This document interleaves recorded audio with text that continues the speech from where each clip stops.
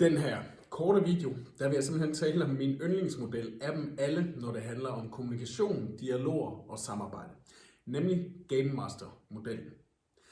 Det er en præmis, når vi samarbejder med andre, at vi aldrig nogensinde til fuld kan forstå, hvad det er, der foregår inde i hovedet på vedkommende. Det vil sige, det at lykkes sammen vil altid handle om i et eller andet omfang at kunne koordinere meningen imellem mennesker.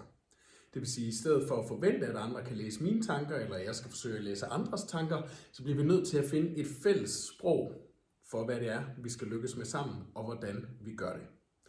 Så vi kan jo tage et helt almindeligt samarbejde. Det starter her. Det kunne være en hvilken som helst opgave, det kunne være en hvilken som helst indsats. Samarbejdet starter her. Og så slutter det i øvrigt her.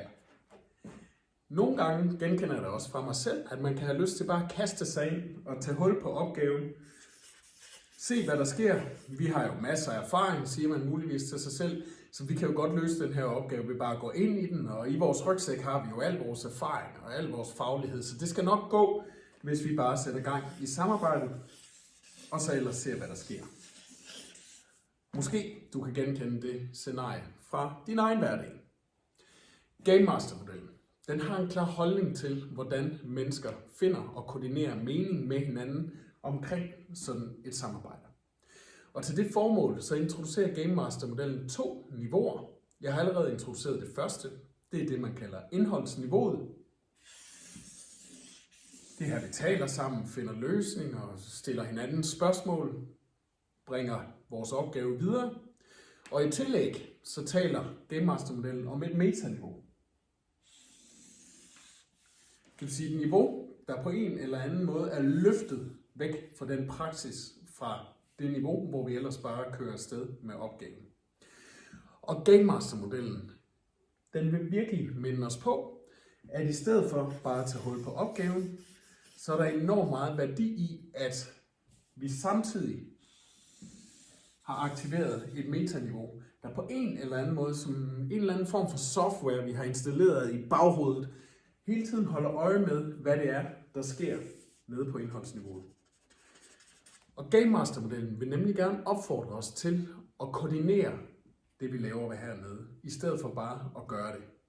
Og det, den foreslår, at vi gør, det er, at vi, før vi går i gang med opgaven, laver det, man kalder en kontrakt.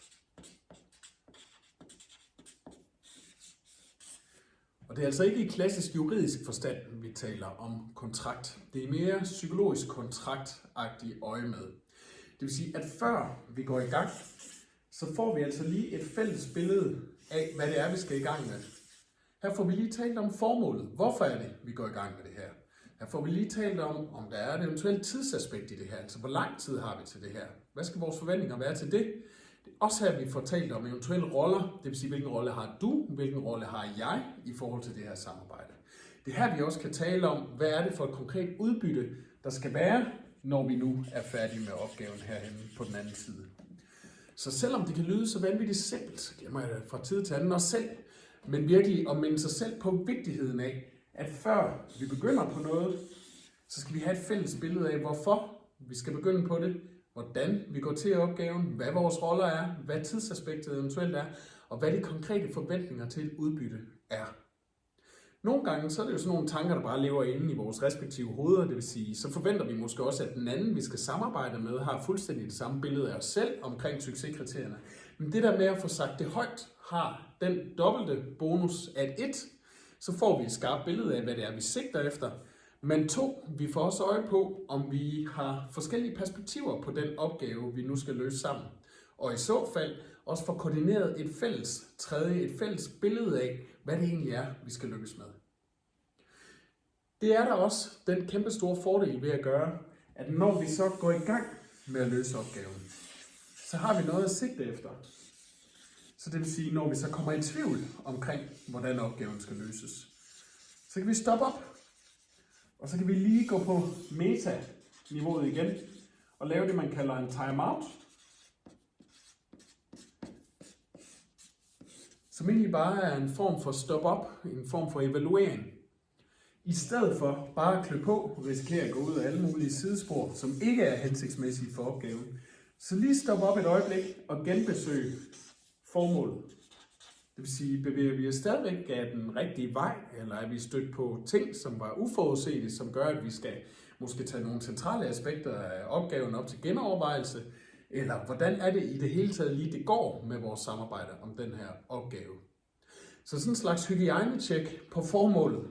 Hvor er vi henne i forhold til det, vi gerne vil? Eller hvis der er en konkret anledning, fordi der er et eller andet, vi kommer i tvivl om, bliver uenige om, eller måske bliver overrasket af et eller andet eksternt, der kommer ind over fra siden og skubber det hele. Så i stedet for bare at klø på, så lige insistere på at lave den her timeout, hvor man genbesøger kontrakten. I en timeout kan man jo også sagtens justere formålet. Det kan jo godt være, at man med tiden i opgaven simpelthen bliver klogere på, hvordan den klogt skal løses. Det kan være, der bliver tilført flere ressourcer. Det kan være, at der er et eller andet eksternt blik, der gør, at nu ser fokus helt anderledes ud, eller det konkrete udbytte skal se anderledes ud. Så er det virkelig stærkt at kunne tage sig den her timeout, og få det talt igennem, og få genkoordineret, hvad det er, vi skal lykkes med hernede. Så er vi nede og løser opgaven igen, og vi klør på, vi skaber værdi, vi involverer dem, vi skal. Tager måske lige en timeout mere. Få lige tjekket af, om ressourcerne, tiden, formålet stadigvæk er det samme. Tilbage og løse opgaven. Finde ud af, at nu skal vi involvere X over fra den anden afdeling for at løse opgaven bedst. Godt, det gør vi. Tilbage til opgaven. Og på den her måde er der langt større chance for, at vi kommer godt i mål. Og jeg er godt klar over, når jeg hører mig selv stå og sige det, og når jeg ser det på videoen bagefter, at det lyder så banalt. Men hold fast, hvor er det effektivt i forhold til at skabe gode samarbejder omkring at løse opgaven. At vi virkelig minder os selv på og får nogle gode vaner i forhold til at lave de her kontrakter indledningsvis, så vi har noget at sigte efter. Selvom det er bøvlet og svært og kan virke lidt omstændigt, så insister på lige at tage de der eftersyn undervejs. Tag timeouten, inden vi klør på igen. Tag så mange timeouts, der skal til, inden vi klør på igen. Og så på et eller andet tidspunkt, så vil vi også kunne se slutningen af den her opgave. Det vil sige, at vi kan begynde at se, at nu er vi faktisk ved at være i mål med det, vi skulle lykkes med i vores samarbejde. Opgaven er klar, eller opgaven er færdig, eller hvad det nu måtte være. Og der vil Game Master-modellen også rigtig gerne minde os på, at det kan være en rigtig god idé at sætte tid af til en afslutning. En evaluering.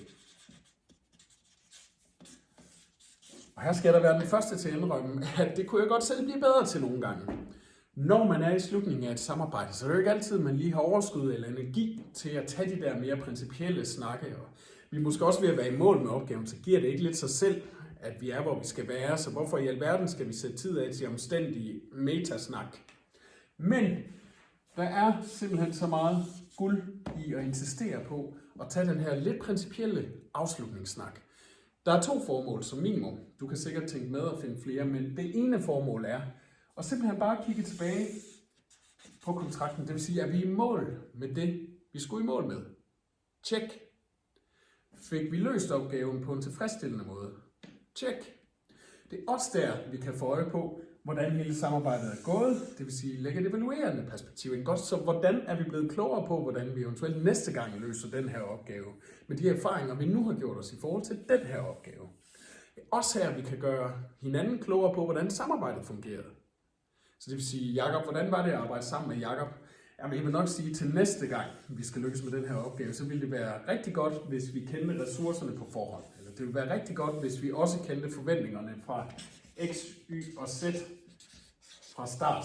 Fordi at vi jo undervejs fik øje på, at det faktisk lige var ved at afspore projektet eller indsatsen. Så der er et virkelig væsentligt læringsaspekt af det at være ret grundig med og insisterende på at tage den her afsluttende evaluerende snak. Samtidig er det også et oplagt tidspunkt at kigge frem på. Så hvad giver det så anledning til herfra? Nu er vi i mål med opgaven, så hvad er det så videre, der bliver særlig vigtigt?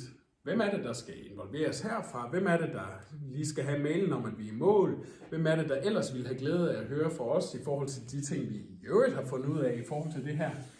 Og hvad bliver de næste opgaver i forlængelse af den her opgave? Godt. Man skulle nok have fulgt med for helt at se det indlysende i den her tegning. Men det, som Game Master-modellen gerne vil minde os på, det er, at når vi fortaber os på indholdsniveauet, så risikerer vi simpelthen at spænde ben for os selv. Vi risikerer, at vi mister den der mobilitet, den der agilitet, der kan ligge i hele tiden at have et blik, der hjælper os til at skifte kurs, når det giver mening, eller til at holde fast, når det giver mening. Simpelthen at lige tage de der eftersyn en gang imellem. Det behøver ikke være omstændigt. Det kan også bare være at sige, nå, skal vi lige tage 2 minutter, hvor vi ser på, hvad det er, vi har nået indtil nu. Hvordan har de lige gjort os klogere på X, Y eller Z?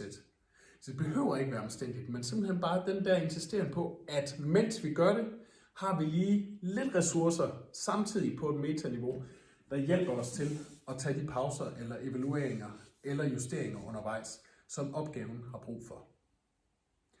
Jeg skylder også at sige, at den her model, den er blevet til af 2 forskere tilbage i 80'erne, Barnett Pearce og Vernon Cronin, og man kan andre steder læse ind i, hvor det kommer fra og hvad tankerne er.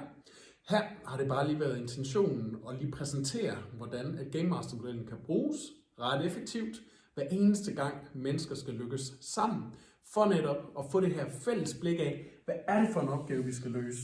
Hvor skal vi lande hen med den? Og hvad er det, vi sammen kan gøre undervejs, for at gøre det til det bedst mulige samarbejde, der også hele tiden peger i den retning, det skal.